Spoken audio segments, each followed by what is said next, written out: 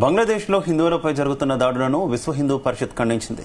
Hyderabad press క్లబ్లో VHP జాతీయ అధికార ప్రతినిధి శశిధర్ మాట్లాడుతూ బంగ్లాదేశ్లో హిందువులపై జరుగుతున్న దాడులు అమానుష చర్య అని ఆవేదన వ్యక్తం చేశారు.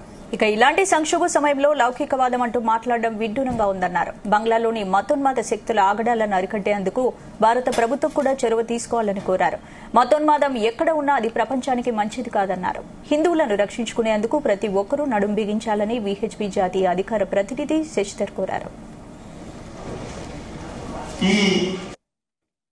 బంగ్లాదేశ్ లోపట అచ్చలకు అత్యాచారాలకు గురైతున్నటువంటి హిందువులు, సిక్కులు, ఇతర మైనార్టీ వర్గాలకు సంబంధించినటువంటి ప్రజల యొక్క మానవ హక్కులను కాపాడడం లోపట యావత్ ప్రపంచంలో ఉన్నటువంటి ప్రజాస్వామ్యక దేశాలు, ముఖ్యంగా భారత ప్రభుత్వము తీసుకోవాల్సినటువంటి అన్ని కఠినమైనటువంటి చర్యలు కూడా తీసుకోవాలని చెప్పి విశ్వ హిందూ పరిషత్ జాతీయ శాఖ ప్రభుత్వాన్ని కోరుతా ఉంది.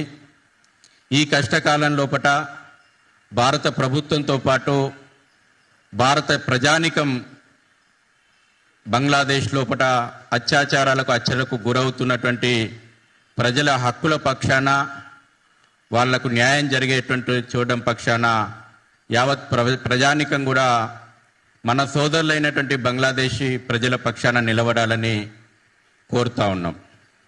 బంగ్లాదేశ్ లోపల గత వారం రోజులుగా నెలకొన్నటువంటి పరిస్థితులు చూస్తే టార్గెట్ కిల్లింగ్స్ జరుగుతూ ఉన్నాయి.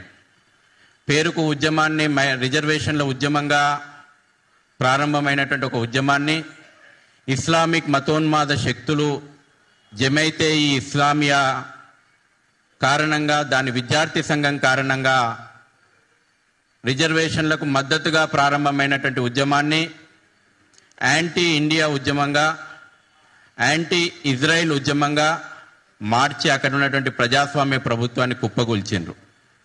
తర్వాత ఎప్పుడైతే షేక్ హసీనా ఆ దేశం విడిచి వెళ్ళిపోయిన తర్వాత జరుగుతున్నటువంటి పరిణామాలు చూస్తే టార్గెట్గా హిందువులను చంపడాన్ని, ఊచకోతలు కోయడాన్ని ప్రారంభం చేసిండ్రు. బంగ్లాదేశ్ లోపల